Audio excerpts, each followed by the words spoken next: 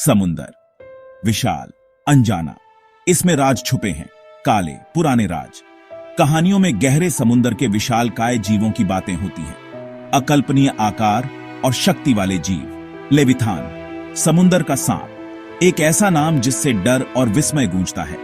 सदियों से नाविकों ने इस राक्षसी जीव के किस्से सुनाए हैं, एक चेतावनी, समुंदर की ताकत की याद दिलाने वाला। लेकिन ये सिर्फ कहानियां थीं, अंधविश्वासी नाविकों द्वारा बताए गए मिथक, या क्या सच में कुछ और था? समुंदर रहस्य का दायरा है। हम जमीन के लोग इसकी गहराई के बारे में बहुत कम जानते हैं। रसातल में क्या छिपा है, खाइयों के साये में कौन से जीव तैरते हैं, हम उनकी दुनिया से अनजान हैं और वे ज्यादातर हमारी दुनिया से छुपे हुए हैं। अब तक गहराई में कुछ हलचल हो रही है। अजीबोगरीब घटनाएं हमारे महासागरों को परेशान कर रही हैं, ऐसी घटनाएं जिनकी कोई व्याख्या नहीं है, ऐसी घटनाएं जो किसी भयावह चीज की ओर इशारा करती हैं। 150 व्हेल न्यूजीलैंड के तट पर फंसी हुई, एक सामूहिक फंसाव की घटना जैसी पहले कभी नहीं हुई। उनके शरीर जो कभी जीवन से भरे थे, रेत पर बेजान पड़े हैं। वैज्ञानिक हैरान हैं, इन कोमल दानवों का इतना दुखद अंत कैसे हुआ? दुनिया भर से रिपोर्ट्स आ रही हैं। मछुआरे अपनी नावों के नीचे विशाल सायों की बातें कर रहे हैं। गहरे समुद्र के जीव जिन्हें इंसानों ने शायद ही कभी देखा हो, उथले पानी में दिखाई दे रहे हैं। एंगलर फिश अपनी बायोलुमिनेसेंट लाइट के साथ सतह के पास तैर रही है, और फिश भूकंप और सुनामी के संकेत मछली पकड़ने के जाल में फंस रही है। समुद्र कुछ कह रहा है और उसका संदेश बेचैनी भरा है। वैज्ञानिक जवाब ढूंढने में लगे हैं। वे व्हेल के शवों का अध्ययन कर रहे हैं, वे समुद्री धाराओं का विश्लेषण कर रहे हैं, वे स्पष्टीकरण खोज रहे हैं, लेकिन जवाब नहीं मिल रहे हैं। कुछ लोग जलवायु परिवर्तन की ओर इशारा करते हैं। गर्म पानी, बदलती धाराएं, ये बदलाव समुद्री जीवन को बाधित कर रहे हैं। लेकिन क्या ये इन घटनाओं के विशाल पैमाने की व्याख्या कर सकते हैं? वैश्विक पहुंच की प्राचीन किंवदंतियों की फुसफुसाहट फिर से उभर रही है। लेविथान, क्राकेन, लुस्का, क्या मिथक के ये जीव अपनी नींद से जाग रहे हैं?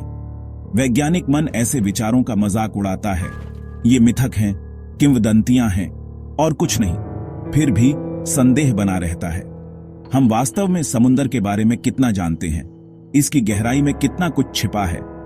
विज्ञान और मिथक के बीच की रेखा धुंधली हो जाती है। क्राकेन, स्कैंडिनेवियाई लोक कथाओं का एक राक्षसी सेफलोपॉड। कहा जाता है कि इसके जाल जहाजों को कुचल देते हैं और नाविकों को उनकी पानी वाली कब्रों में खींच लेते हैं। लुस्का, बहामियन किंवदंती का एक प्राणी, आधा शार्क आधा ऑक्टोपस, कैरिबियन सागर का आतंक। मिथक और किंवदंतियां पीढ़ियों से चली आ रही हैं, अकथनीय को समझाने के लिए बताई गई कहानियां, लहरों के नीचे छिपे खतरों से आगाह करने के लिए। कुछ लोग उन्हें केवल अंधविश्वास मानकर खारिज कर देते हैं, लेकिन क्या इन कहानियों में सच्चाई का एक अंश है? क्या ये वास्तविक जीवों के साथ मुठभेड़ों पर आधारित हो सकती हैं? ऐसे जीव जिन्हें विज्ञान ने अभी तक खोजा नहीं है? समुद्र की विशालता अनंत संभावनाएं प्रदान करती है। यह एक ऐसा क्षेत्र है जहां असंभव वास्तविक हो सकता है, जहां राक्षस अनदेखे घूम सकते हैं। भाग 5। फुसफुसाहट तेज होती जाती है। एक राक्षसी कोरस समुद्र ध्वनि का एक सिम्फनी है, लहरों का टकराना, व्हेल की आवाजें, झींगा का क्लिक करना। लेकिन अब नई आवाजें आ रही हैं, ऐसी आवाजें जो गहरी, गुंजायमान और बेचैन करने वाली हैं। व्हेल के प्रवासन को ट्रैक करने के लिए डिजाइन किए गए पानी के नीचे के माइक्रोफोन इन अजीब संकेतों को पकड़ते हैं। वे कम आवृत्ति वाले स्पंद हैं, शक्तिशाली, लयबद्ध और पहले रिकॉर्ड की गई किसी भी चीज के विपरीत।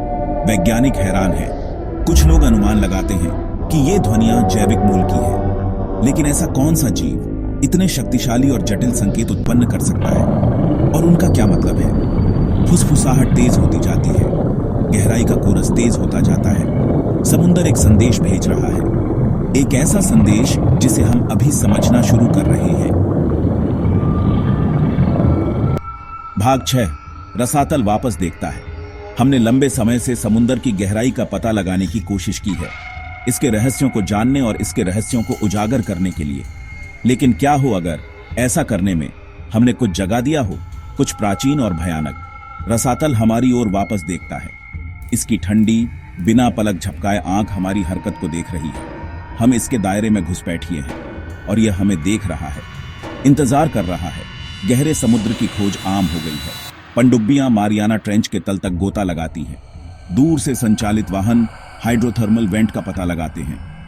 हम रसातल में आगे बढ़ रहे हैं। वहां रहने वाले जीवों को परेशान कर रहे हैं। हमारी जिज्ञासा के अनपेक्षित परिणाम हो सकते हैं।